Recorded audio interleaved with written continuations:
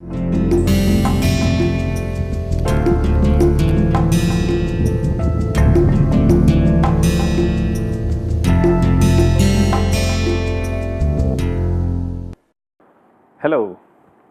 welcome to Advanced Composites. Today is the last day of this week, which is the 5th week of this course.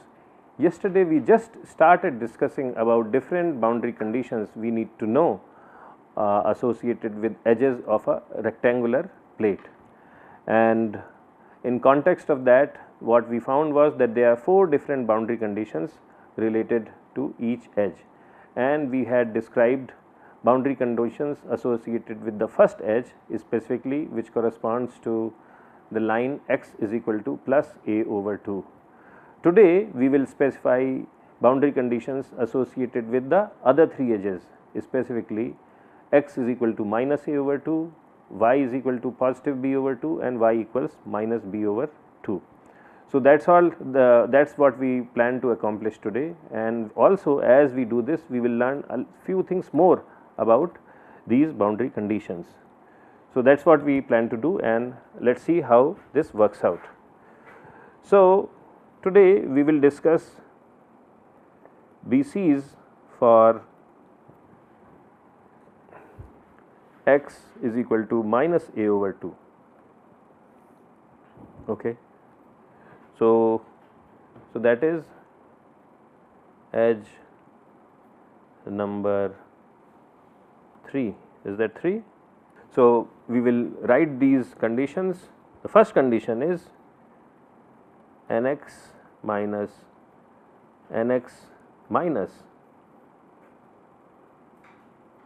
del u naught equals 0. So the only thing which is different in this is that instead of nx plus I have specified nx minus because it corresponds to the negative edge of the plate. The second one is nxy minus nxy minus del v equals 0. The third is mx minus mx minus variation of del w naught over del x equals 0, and the fourth one is del mx over del x plus twice of mxy over del y minus q x negative plus del mx y negative over del y.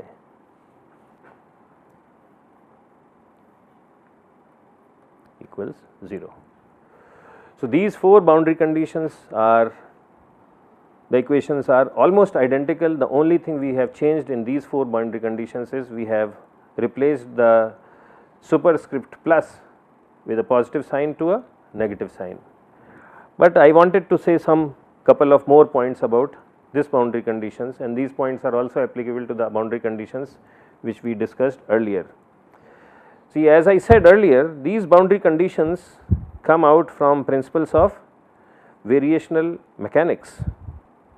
So we said they come out from principles of variational mechanics, and in variational mechanics essentially what we do is the step 1, like when we were developing equilibrium equations, we had added up all the forces on an element and we said sigma fx is equal to 0, so we get one equation. Sigma fy is equal to 0, we get another equation. In principles of variational mechanics, we do not use Newton's laws at all. What we do is we add up energy of the entire system.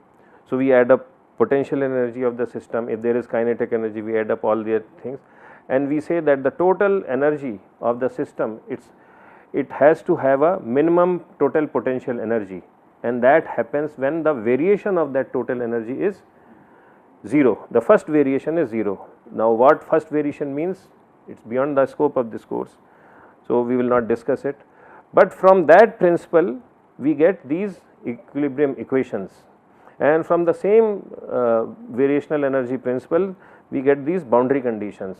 So, in these boundary conditions you see things related somewhat to energy. For instance, what is Nx? Nx is force per unit length. So, force per unit length multiplied by variation in u, force times u is displacement, force times u is displacement. That means this is energy per unit length, right. So, the units are joules per meter. What is the unit of Nx? Newtons per meter multiplied by u is displacement. So, it is joules per meter. Look at the second equation, you will see the same thing. Nxy is joules per unit meter times this is force per unit meter times displacement. So, again the unit is joules per meter. Okay. Look at the third equation, you will see the same thing. Moment is Newton meter, but this is moment per unit length. So, unit is Newton meter per meter, and what is dw over dx? Slope. So, slope is unitless. So, Newton meter is again the unit comes out to be joules per meter. And then look at the fourth equation. In the fourth equation you consider, let us consider Qx. Qx is Newtons per meter times displacement W naught. So, again it comes to be joules per meter. Okay. So, the point what I am trying to show is that these variations are directly coming out from principles of variational mechanics, and if you develop interest in this area it will be very useful, because these principles are very once you get it you can use these principles in any area of mechanics, and you can develop equilibrium equations and boundary conditions much more easily. So, these are the boundary conditions associated with the second edge, which is x is equal to minus 8 over 2, and the number of this edge is edge number 3. Okay. So, what we have done is this is edge number 1, edge number 3, edge number 2 and edge number 4, and we have done BCs for these two edges. Next we will look at edge number 2. BCs for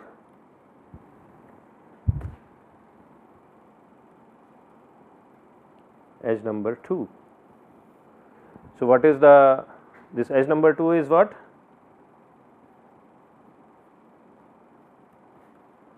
So, this is the edge we are talking about. This is edge number 2. So, this is not x, y equals b over 2.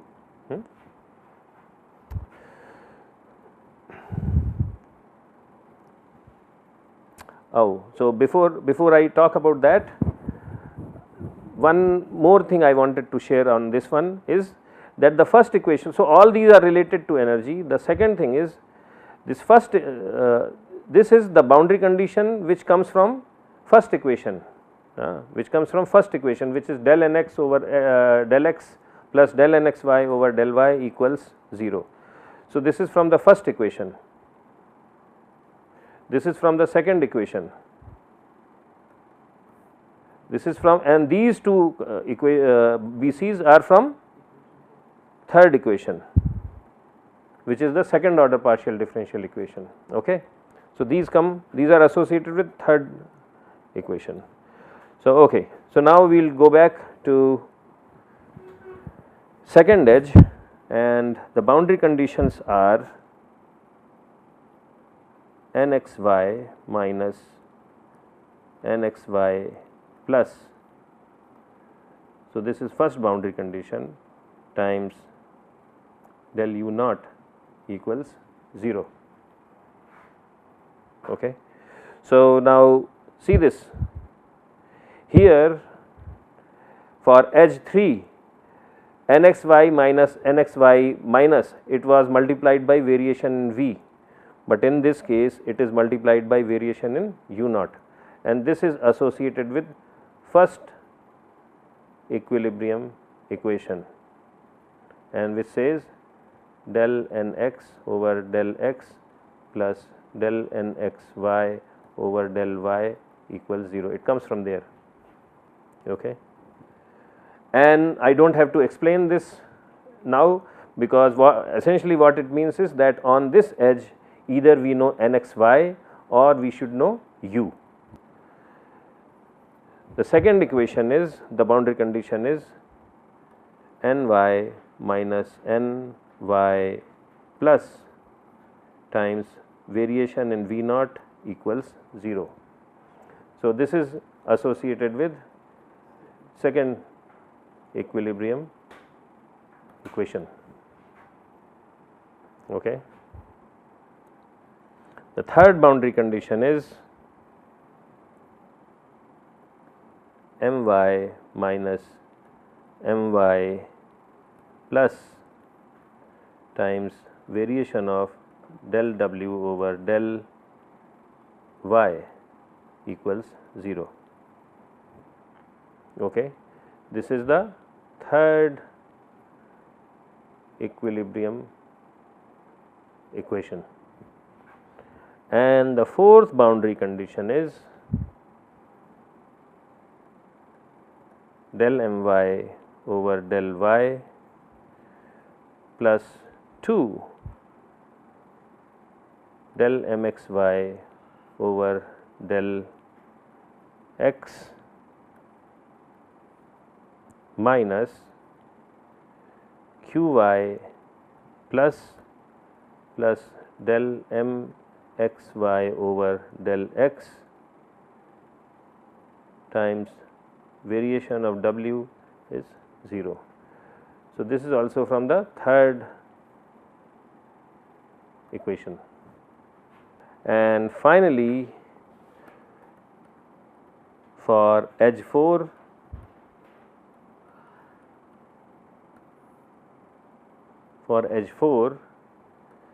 we replace the plus sign with negative sign. Okay. So, for edge 4, y is equal to minus b over 2. So, all we do is we put a negative sign here.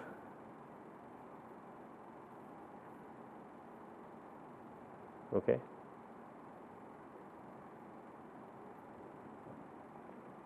Okay. So, we just put a negative sign at these locations, replace plus by negative, and then we get the boundary conditions for the negative edge. So, this is what I wanted to discuss. There are a couple of other important points I would like to talk about. So, the first thing I had said is that this term qx plus del mxy over del y, I had said that this is Kirchhoff shear.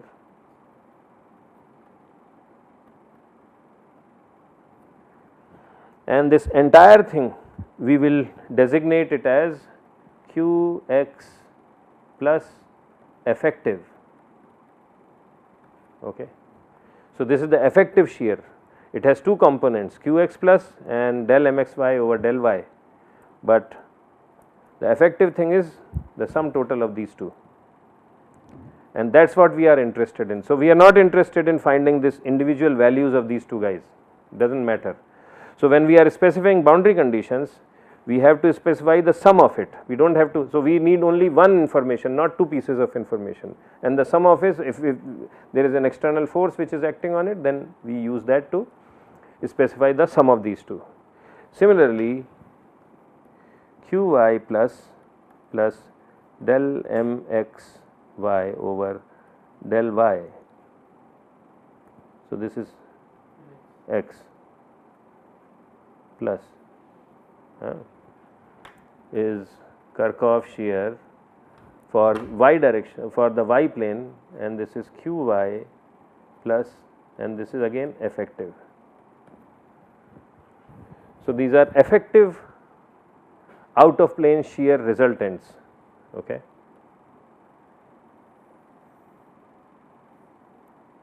So, these are effective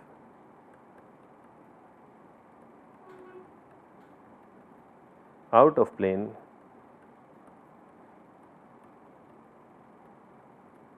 shear force resultants.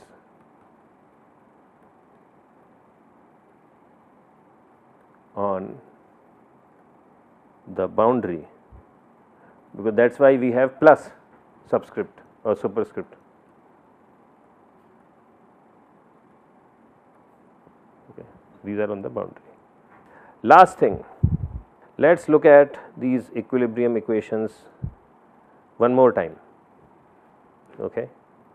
The first equation and the second equation, so this relates to sigma fx is equal to 0, this relates to sigma fy is equal to 0, and this equation, what does it represent? It represents sum of moments in around x equals 0, sum of moments around y equals 0, and it also represents sigma fz is equal to 0, because we had compressed 3 individual partial differential equations into one single partial differential equations. Okay. So, this represents 3 different equilibrium conditions. These 2 equations represent only one equilibrium condition, equilibrium in x direction, equilibrium, force equilibrium in x, force equilibrium in y, but the third equation represents a lot of equilibria. It represents summation of moments around x axis to be 0, summation of moments around y axis to be 0, and sum of forces in the z axis to be 0. Okay.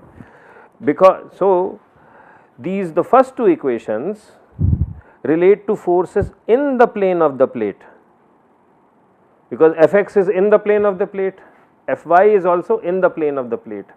That is why these 2 equations help us understand in plane problem.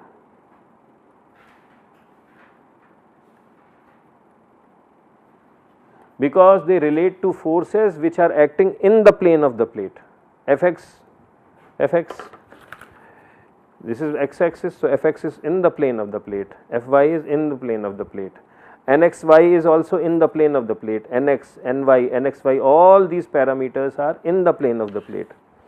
But the third equation, everything mx, my, mxy, q, qx, qy, all of these are acting out of the plane.